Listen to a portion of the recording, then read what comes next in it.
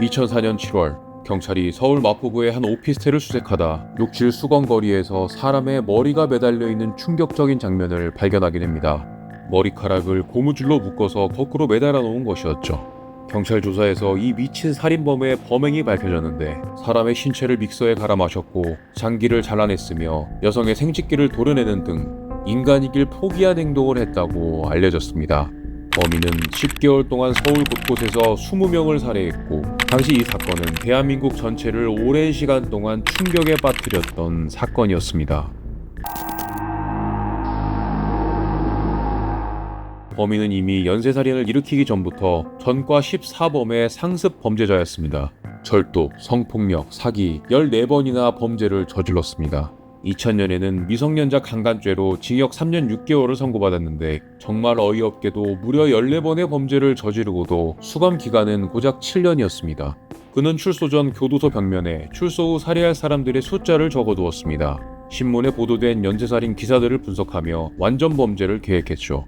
그리고 2003년 9월 11일 이 세상에 절대 나와서는 안 될 이 범죄자는 전주교도소에서 출소하게 됩니다. 출소 후 그는 휴대전화를 개통하면서 뒷번호를 1818로 직접 선택하고 인터넷 아이디와 비밀번호도 모두 1818로 설정했습니다.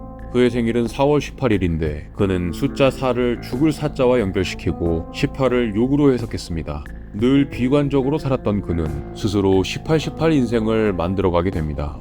그렇게 출소 후 어머니 집으로 간 그는 살인을 실험하기 위해 마당에 있던 개를 칼로 찔렀습니다. 개는 비명을 질렀고 칼은 효율적이지 않다는 결론을 내렸습니다. 비명 없이 한 번에 쓰러뜨릴 수 있는 무기가 필요했죠.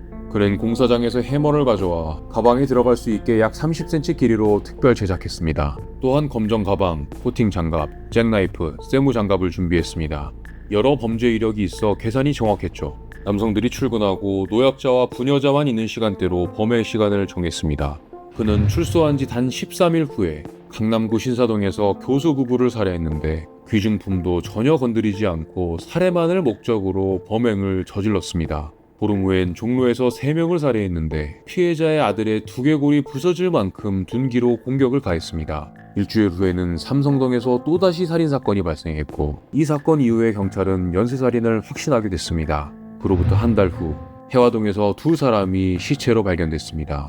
그런데 인근 건물 CCTV에 그의 뒷모습이 찍혀 있었죠. 수배 전단이 배포됐고 자신이 CCTV에 찍힌 것을 인지했던 범인은 자신이 신고 있던 신발을 버리고 두려움에 사로잡혀 4개월간 범행을 멈췄습니다.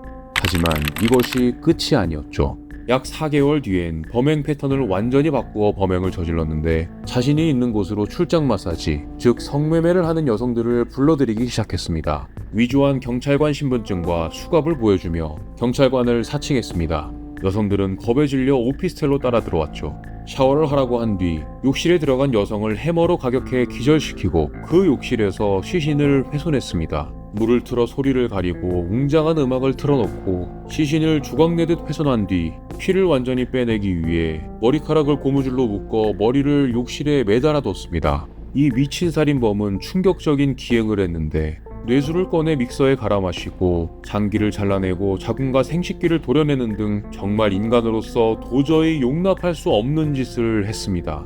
훼손한 시신은 여러 개의 비닐에 분리해서 담았고 택시를 타고 서강대 뒷산과 봉원사 주변에 안매장했죠. 또한 범인은 치밀했습니다. 자신의 전화번호가 추적될 것을 우려해 이전에 살해한 마사지사의 어머니 휴대폰을 빼앗아 사용했습니다. 그녀의 어머니가 석 달 전에 사망했다는 것을 확인한 후였죠.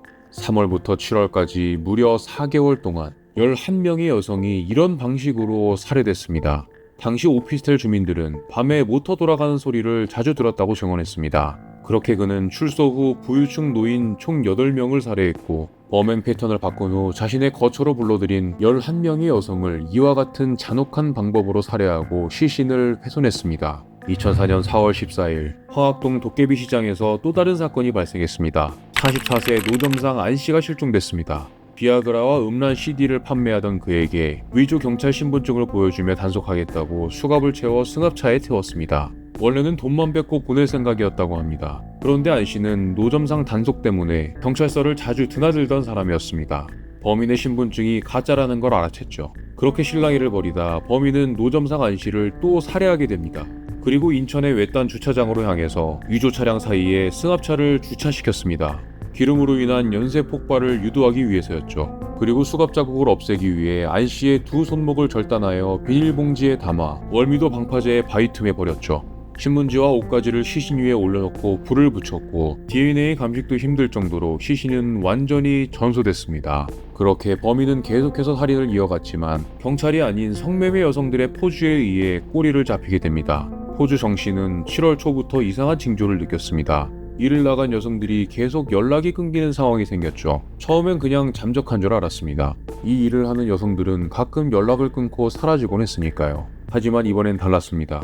1명, 2명, 3명 여성들이 계속 사라졌습니다. 어느 날 일을 나갔던 김양에게 전화가 왔습니다. 지금 납치되고 있다는 말이었는데 그게 김양의 마지막 전화였습니다.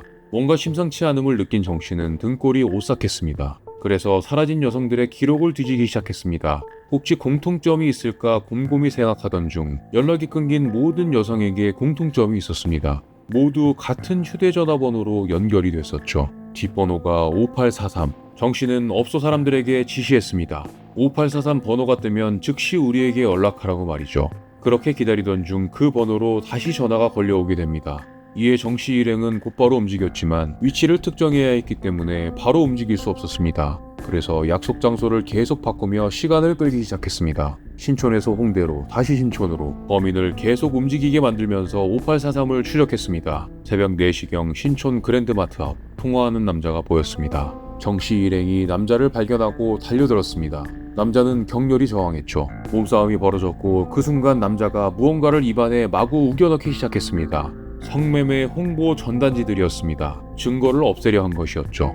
신고를 받고 출동한 경찰이 남자에게 수갑을 채웠습니다. 그런데 남자가 갑자기 내가 안 죽였다고 말했습니다. 아무도 죽였냐고 묻지 않았는데 말이죠. 경찰은 남자를 연행했고 마포구에 있는 그의 집을 수색했습니다. 그리고 욕실에서 사람의 머리가 매달려 있는 충격적인 장면을 목격하게 됩니다. 범인은 체포 당시 31살의 남성이었습니다. 그의 이름은 유영철, 대한민국 역사상 최악의 연쇄살인범이었습니다. 그는 이미 14번의 전과를 가진 상습범이었습니다. 체포 직후 유영철은 기자들 앞에서 이제 여자들이 함부로 몸을 놀리는 일이 없었으면 한다고 충격적인 발언을 했습니다. 20명을 살해해놓고 자신이 세상을 바로잡은 양 말한 겁니다. 경찰 조사에서도 반성은커녕 자신의 범행을 자랑하며 조사에 주도권을 주려고까지 했습니다. 프로파일러가 말을 끊지 않으면 다음 질문을 할 수 없을 정도로 말이 많았다고 합니다. 본인의 살인 방법을 마치 업무처럼 보고했다고 합니다. 2004년 12월 13일 서울중앙지법에서 사형이 선고됐는데 법정에서도 재판 나오기 싫다며 판사석을 향해 돌진했고 교도관 20명이 그를 제압했습니다. 그 후 대법원에서 사형이 최종적으로 확정됐습니다. 그런데 그는 수감 후에도 계속 난동을 부렸고 거기서도 조폭 1명과 경제사범 1명을 죽이겠다고 선포하여 구치소를 발칵 뒤집어 놓았습니다. 결국 조폭들에게 집단 구타를 당하자 밖에서 깡패새끼 하나 못 죽이고 들어온 게 한이라며 비명을 지르기도 했습니다. 2011년에는 교도관의 목을 조르면서 너 하나 죽여도 어차피 사형이라고 소리치며 교도관들을 계속 위협했습니다. 심지어 교도관에게 심부름을 시키고 팔을 부러뜨리는 일도 있었습니다. 한 교도관은 그가 법 위에 산다고 한탄했죠. 유영철은 2023년 사형 집행 가능 시설이 있는 서울구치소로 재이감됐지만 사형은 여전히 집행되지 않고 있습니다. 이 사건은 대한민국의 사이코패스라는 개념을 각인시키고 연쇄살인범에 대한 경각심을 일깨우게 됐죠. 20년 전 수많은 사람을 잔인하게 살해한 유영철. 피해자들은 억울하게 죽어갔고 유가족들의 고통도 아직까지 이어지고 있지만 이 미친 살인범은 여전히 교도소에서 반성 없이 살아가고 있습니다. 정말 피해자들을 생각하면 아직도 이런 산소도 아까운 존재와 같은 하늘 아래 살아가고 있다는 것이 너무나 비통할 따름입니다.